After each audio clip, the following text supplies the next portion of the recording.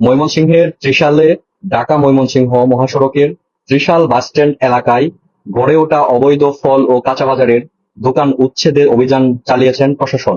শনিবার ২৮শে জুন দুপুরে অভিযান পরিচালনা করেন ত্রিশাল উপজেলার সহকারী কমিশনার ভূমি ও নির্বাহী ম্যাজিস্ট্রেট মাহবুবুর রহমান। এ সময় মহাসড়কের পাশে দীর্ঘদিন ধরে চলমান ভ্রাম্যমাণ দোকানগুলো উচ্ছেদ করা হয় এবং আইন অমান্যকারীদের বিরুদ্ধে তাৎক্ষণিকভাবে মোবাইল কোর্ট পরিচালনা করে ১১,৫০০ টাকা জরিমানা আদায় করা হয়। নির্বাহী ম্যাজিস্ট্রেট মাহবুবুর রহমান বলেন, এই বাজার বহুবার উচ্ছেদ করা হয়েছে, কিন্তু কিছুক্ষণ পরেই আবার বসে পড়ে। এবার আমরা কঠোর অবস্থানে রয়েছি।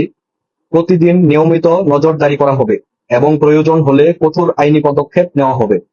তিনি আরো বলেন, মহাসড়কের নিরাপত্তা, শৃঙ্খলা এবং যান চলাচল স্বাভাবিক রাখতেই এই পদক্ষেপ নেওয়া হয়েছে।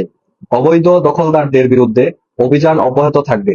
উল্লেখ্য, দীর্ঘদিন ধরেই মহাসড়কের একাংশ অবৈধভাবে দখল করে গড়ে ওঠা এই বাজারটি যানজট, জনদুর্ভোগ এবং দুর্ঘটনার বড় উৎস হয়ে দাঁড়িয়েছিল।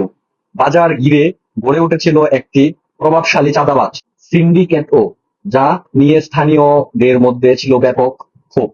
ত্রিশালে মহাসড়কের অবৈধ দখলদারিত্ব নির্মূল ও জনদুর্ভোগ হ্রাসে প্রশাসনের এই উদ্যোগ প্রশংসনীয় বলে মনে করছেন সচেতন মহল। সবাইকে ইবিটিভির পক্ষ থেকে ধন্যবাদ।